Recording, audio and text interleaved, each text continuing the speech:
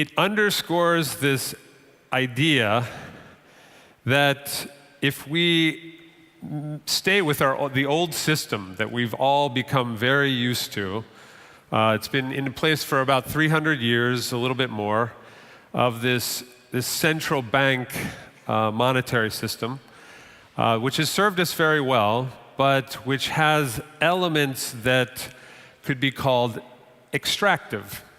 There's a great book, Why Nations Fail, that was very influential on me, and it puts forth a thesis that nations fail today because their extractive economic institutions do not create the incentives needed for people to save, invest, and innovate.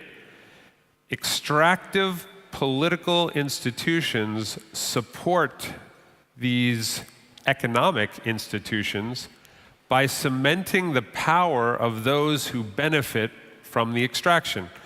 Now that's a way of saying that that the way life has evolved in the last 300 years is we've created these centralized institutions, and they've been very effective, and it's led to a very modern society. But in the process, we've created institutions that tend to consolidate power and they basically extract the power for the benefit of those that are in power, of a ruling elite. This is a model that, again, served us well, but we're in a paradigm shift right now.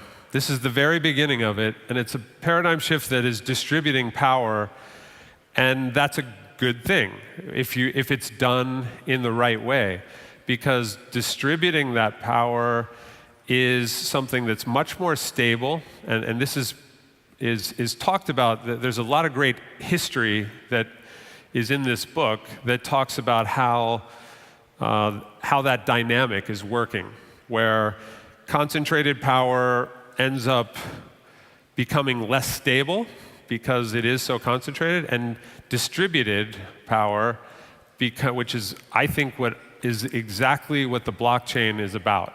It's about transparency and distribution of power beyond just a ruling elite, beyond just a few people making all the benefits and extracting all the benefits from a society.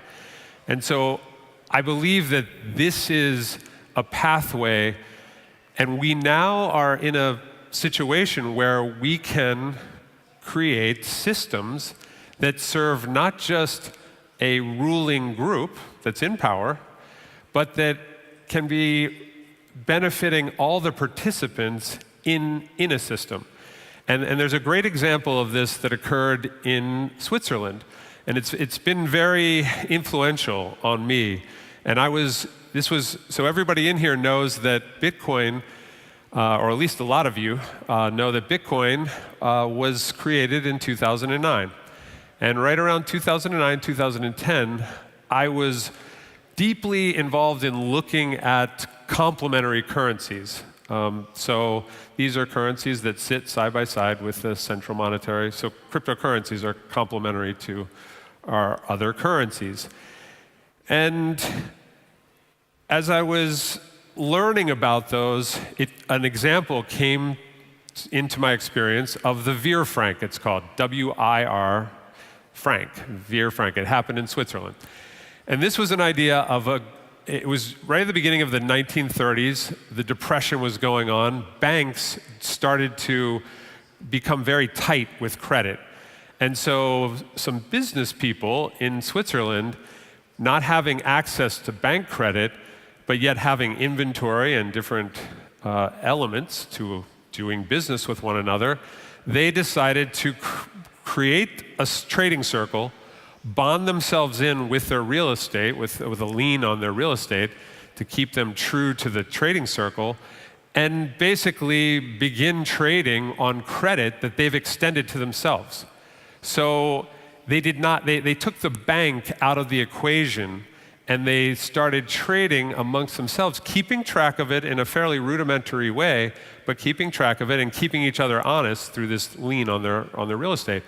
And a lot of people believe, a lot of economists believe, that that is part of the Swiss success story, that coming out of a very tight credit time of the Depression, this Swiss system of mutual credit, it's called, really thrived.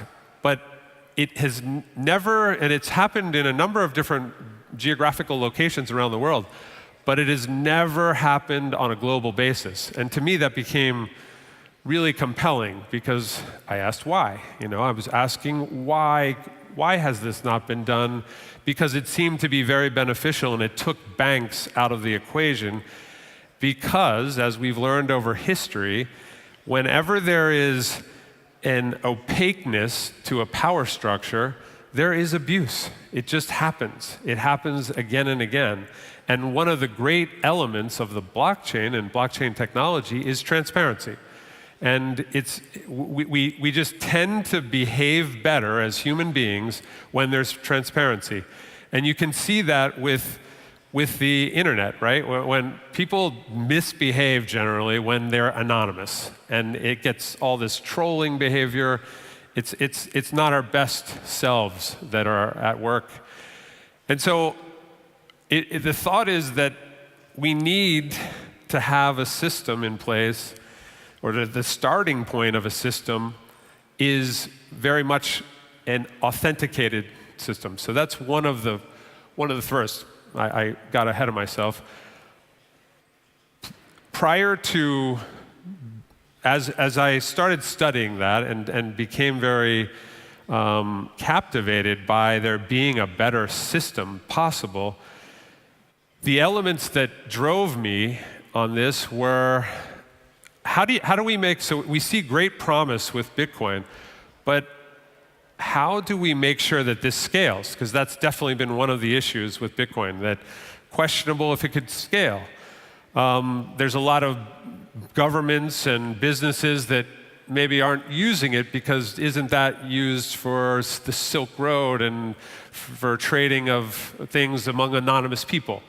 So that was influential. Overall stability. How do we create a stable, something that's very solid? And ultimately, sustainable. How do we use this blockchain technology to create something that's going to be equally sustainable as the system that's been in place for 300 years? So we're moving into technology-based money systems, and those are going to be in place for hundreds of years. So just where Bank of England, I think, was formed in 1694, it was the first central bank, and it's lasted till now, and it's now on its way out. The whole central bank system is in trouble right now. And there's another system coming into view, and this is what we're going to have for hundreds of years. And the question is, what is that system going to look like? And what are the elements that are needed? So I wanted to just give a bit of an overview of just 5 elements of DAS and what makes DAS different. So as I started to talk about, one of the first things that we start with is an authenticated network. Open systems that are really what have begun the blockchain revolution are wonderful, but they are also prone to having anonymous actors within them. And that's a good thing for certain use cases. But again, when we're looking for something sustainable, having a fully authenticated network makes more sense. It made more sense to me. I just thought this is a way that we could comply with regulations, because there's always the government needs to be in the equation. You can't try to go around the government. We need new systems that are going to allow there to be, for it to really scale, you're going to have the governments involved. And so to do that, you need to do something that is built into the DAS system, which is a KYC process, and that stands for Know Your Customer. It's a banking standard, and it's built into our system. We use that to, this way we know who's trading on this. It's a deterrent for people that are doing things that aren't good, like financing terrorism or laundering money. It's not good for them to be on an authentic network. There's plenty of anonymous networks that are available to them. And again, we feel that to scale, we've got to comply with all the regulations that are now starting to come. And so we like the model for that reason. We feature a different kind of blockchain. It's the same principle it's the same protocol, but it's organized in a different way. It's, instead of it being fully open, or on one extreme, or fully centralized on another extreme, our blockchain is a consortium blockchain, and so that means that there's a number of companies that share the master nodes, that basically these master nodes are licensed, and these different companies have an interest in running them in a way that is going to create value for the whole system. So similar to that Veer-Frank mutual credit system, there is a vested interest in them operating together in a way it's transparent, it's blockchain protocol, and information can be shared on this blockchain exactly like an open system. So fully public information can be shared, and yet you can also have a situation where privacy can also be honored. So you have privacy without anonymity. So you know who's operating on this network, but you can still be private with the who is operating, but all the other information about a transaction that's on our blockchain is very transparent. So what it really ultimately does is provide a more efficient way of running a blockchain, yet still preserving the ideals of the blockchain, of this mutual distributed ledger. And there's a guy that many will know if there was great familiarity, very impressive, by the way, on the early part of this day with the knowledge of this group. So a lot of you may know the name Vitalik Buterin, and he is a well-known creator or founder of Ethereum, and he is one who has spoken on this idea that there's one true way to be blockchaining is completely wrong-headed. And this is something that you'll see in the community, within the crypto community. They want, I just feel it's a limiting thing when you have a whole new technology, and this technology is really turning on the world. The world is wanting to explore blockchain, and yet there's a lot of people that think there's really only one true way to do a blockchain. And I say that it's a limiting thought, because we have to explore the potential for having more efficient forms of blockchain that are operating in ways that are equally preserving the ideals. There's trade-offs in all the models. Like there's no one way of blockchaining that is perfect and then one that's not perfect. They all are trade-offs, like everything in life. And so we just take our blockchain is very efficient, and what's possible because of that are 6-second blocks. Those are confirmed transactions within 6 seconds. It's highly scalable for transactions. And up here you can just get a sense of that Bitcoin at its current current rate is about 3 transactions per second. Ethereum about 20 transactions per second. PayPal 115. You get into Visa and they're capable of doing 56,000, but they're doing probably about 2,000. And this very efficient blockchain that is DasCoin's blockchain is capable of 100,000 plus transactions per second. And we built this blockchain. We have a development team that now has 30 people in Belgrade, Serbia, that built off of a code base that one of the top minds in the industry created, and that code base was the code that BitShares and Steam and EOS sits on. The creator was Daniel Larimer, and we used that and built further on it. But that base is known to be very, very fast and could really go. Depending on what the equipment is on there, you can go well beyond these levels. So we like that as a backdrop for our system, and so it's very important that we have a very efficient blockchain, and we can do other things with those efficiencies that I'll get into. Now, it's not just a blockchain, and that's what I think, in my estimation, a lot of the, particularly when you hear about some of these ICOs, there's a lot of efforts that are going into just single-minded ideas that really don't have anything else going with them. And so our idea was to create an entire ecosystem of digital value and have all these elements like the digital wallet integrated into this system. And we believe there's a lot of value that can be created by that integration. And so we're very much about an ecosystem.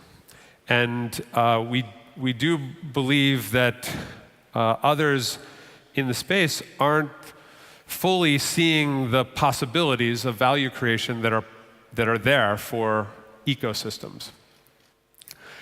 Now, we also have and feel it's very important to have a decentralized wallet. And it's not the purest of pure decentralized, meaning that it's downloaded onto a computer. Right now, it's part of a system, but the access to this system and the movement of assets within our system, our digital wallet system, is completely dependent on having a device. It's a USB type device. I have one here. Looks like a USB. It has a screen on it, and we call this a validator. And it's a required element on many. There's other cryptocurrencies that can use that kind of a hardware device, and that's a nice-to-have element. We thought it made sense to protect all of our currency users. And so we require that you have this device. And it's only with that device that you're able to move, or you can access and see, it's kind of in a read-only format, your wallet without this device. But you cannot move or trade, sell, buy without this device. And so it's a really important factor. And rather than, within a lot of the cryptocurrency community, it's a do-it-yourself situation. You got to be an expert to find out how to use one of these hardware devices, and then you have to go through all the steps to try to, get your existing wallet integrated into this. We want to take you by the hand and bring you to this place where you have complete control over your digital assets. And that's not an easy thing to do, because a lot of people don't even want the responsibility of what happens in this decentralized age. But we think that it's really worthwhile that everybody gets decentralized access, and that you learn how to operate this kind of thing. It's done on 24 seed words. Those words we don't have. Those words you create essentially on the device, and you have them. And if you were to lose the device that I showed you, you could take any other device like it and program your words in and get access. That holds your private key. And so in the age of cryptocurrency, everything's dependent on this private key. And this device is the simplest way that we are aware of to manage your private key. And so we add that element of service. And so we're a really big believer in not that this isn't just technology, it's technology and people working together. I see a lot that Satoshi Nakamoto, who created Bitcoin, that person or persons, was interested in creating a trustless system. It was on the aftermath of the 2008 crisis, and he was like, we keep trusting these central systems. Can we design a system that requires no trust? And I believe that if we were robots, that would be an excellent solution, but we're not. And we've relied on trust, and trust is really important. And so I do think if you can take the people out of the equation, you don't need trust. But if anything is ever working with people, that you're going to have some way of trust. And I think that technology can enhance the trust. And that's what blockchain technology is about. But we are adding a level of personal involvement. I think of it as full service, and I think of it related to our ecosystem. So we provide a full service element to the ecosystem that when we get into running blockchains for businesses or governments, they will need assistance. That when we get into smart contracts and running independent smart contracts for different companies and different individuals, there is not a perfect code that necessarily has been ever created. There's always potential for code not having glitches. So we want to have a mediated type of smart contract in a very positive way. It's not at all centralized. It's just the option of a mediation, arbitration to smart contracts. It's a very normal thing in the realm of regular contracts. And really what smart contracts are is just the technology taking over for much of what lawyers do today. And it's an efficiency. There's tremendous efficiencies that are available through this technology applied to the realm of contracts. But the fifth and final element that we bring is we decided to use a system of incentivized marketing. And the idea for that, a lot of people will ask, why that? And there's a lot of people that feel that this kind of marketing is not legitimate. And there has been abuse of this kind of marketing in the past. And yet we are very firmly supportive of this way of spreading the word and rewarding people. It really comes down to that. So, I would like to bring everyone's attention to the fact that a lot of people here are members of Facebook. And Facebook has built a huge network, and it's close to 2 billion people, I believe. And everybody on Facebook is creating their own content and sharing it with their friends. And most everyone on Facebook heard about it from one of their friends. And yet all the value that's being created is happening on the backs of everyone's privacy, everyone's content, everyone's marketing efforts. And yet the only people getting any value from this network is a central company called Facebook Inc. And they and the executives and the shareholders of that company extract all the value to them personally. And there's nothing, to me, that's the way it's been working for a long time. It's been central organizations extracting It's the colonial model, it's the imperial model. Like it's been working a lot. Is it the best way to orient? And are there better ways of doing this? I think there are. Why does no one in Facebook get a check every couple of weeks?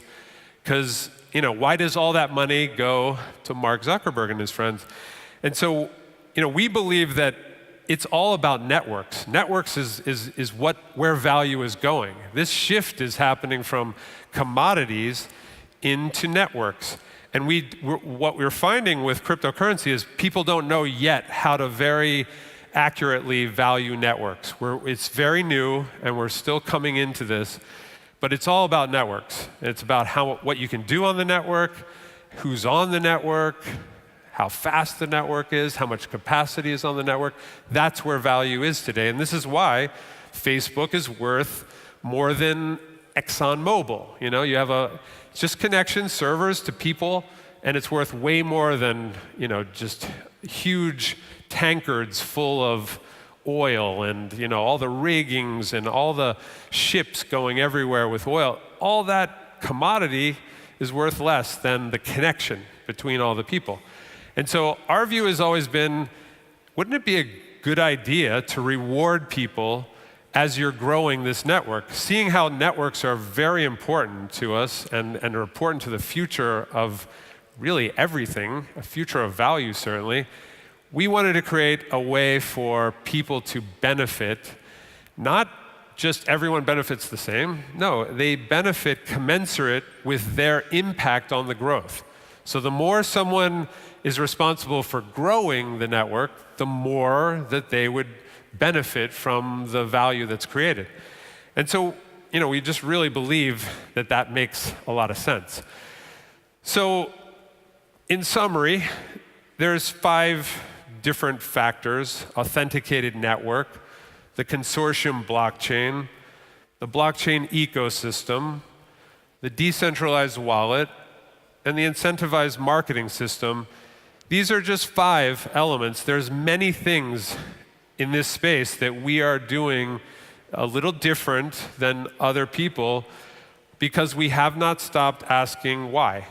And I think it's in that why and the ability to follow that, knowing that there's going to be a lot of people that don't understand what we're doing.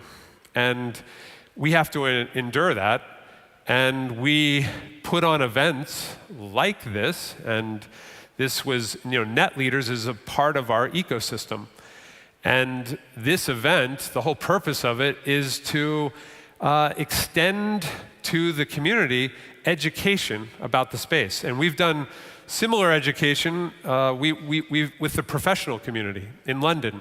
We just did on October 4th a forum for auditors, for accountants, because right now permission blockchains, which is what effectively we use, a permission blockchain, there's no auditing standard in the world right now. And so we funded this in London we are moving the accounting industry to adopt a standard, to create a standard. We had the Big Four was at that as well as many other accounting firms, and they were at that trying to figure out, well, how do we account? They don't even have it down how they account for Bitcoin, and we're needing them to account for, we want to know how to audit a permission blockchain. The open blockchain doesn't need it; it's fully transparent, but there's a lot of drawbacks to that as well. So again, there's trade-offs, and we just feel this balanced place is a place where there's a lot of value creation that's possible. And so we tend to always end up in the middle of these trade-offs. We look for that hybrid solution. So that runs through a lot of what we do. Now, just to give a brief sense of where it is that we're going, in our particular case, we've had 2 major milestones that we have delivered on that are just very significant to us. One was the launch of our DasCoin blockchain. That happened in March 31st of this year. And then just fairly recently, on September 30th, we launched a blockchain-based exchange that is running 24 hours a day, 7 days a week, that is not, there's no central control over it. But the only difference is it's not public in that only people with these validators who are licensed in our authenticated network, they need to use this to trade on that particular blockchain-based exchange. Now we ultimately, this is all a stage, it's like taking a company public. You start off with some seed investors, then you build up to a little bit wider of a circle, and then you ultimately go public. In the world of cryptocurrency, and we're taking a track where we've started off within our authenticated network. Now we're going to be adding public exchanges to our authenticated network. So essentially, they're going to be the ones that are KYC'd. We know that exchange. They have relationships with their people that they've had to KYC. So we're kind of using the transitive property there. And we're going to start to add that public exchange element to our ecosystem, starting by our goal, and we've hit the 2 right on time, is March 31st of next year. We want to have our coin trading on a public exchange, the first public exchange, and then we want to add many more public exchanges onto, as part of this wider trading circle. We also expect to have, we have a very unique way of creating utility and liquidity in our ecosystem that we've called DasPay. And it's a very exciting way where automatically using a credit card, essentially, or it's a MasterCard or Visa, you're using the rails of MasterCard and Visa, but instead of you transacting in a fiat currency for that, you are basically going to be selling your DAS coins in order to facilitate that transaction. And it happens nearly instantaneously. And we see it as a great way that gets us past that chicken and the egg dilemma, that ultimately we will have merchants directly taking DAS coin, but initially someone, a merchant, it's this classic chicken and the egg problem. The merchant's like, well, how many people do you have on there? And if you don't have a lot of people, the merchant's going to be like, well, come back once you have a lot of people. And then the users are going to be like, well, how many merchants do you have on? And they're going to say, well, come back to me when you have more merchants. So there's this huge chicken and the egg dilemma that affects many network businesses. So anything that's a network always has that dilemma. And on the other side, if you have a network that gets past that sticking point, it has these tremendous, what they call network effects, where it just starts to build and build and build. And that's why you have networks like Facebook that, geez, there could be so many social networks in this world, but there's really only one main one because of network effects. There's so many people on Facebook that, as far as the social network's concerned, why go anywhere else? And so it's because of that that we feel that this model is really important, because we do believe that in time, whoever is offering the service, that whoever cracks this equation is going to have tremendous longevity. And it because of the network effects. So the key right now is figuring out what is that perfect solution. But we believe that people play a big role in that. And that's why we are really looking to have a more full service type of offering. We want to leverage people in the equation. We want to reward people that are expanding our network. It's all about networks. So it's just an important element to our DNA that I want to convey to everyone. And really along the lines of the why, this quote comes to mind. and it's from Robert F. Kennedy, and he said, "There are those that look at things the way they are and ask why. I dream of things that never were and ask why not. And I believe that you can't stop it just at the dreaming." And so I think the why is where you start on the solution path. And then you got to start to ask, you got to put together a plan, and then you got to start asking why not, and you got to start moving on your plan. And that's been the philosophy of where, what's behind what Das has been thus far and where we are right now. And so I just wanted to share that with everybody. So thank you very much, and I appreciate your time. Thank you.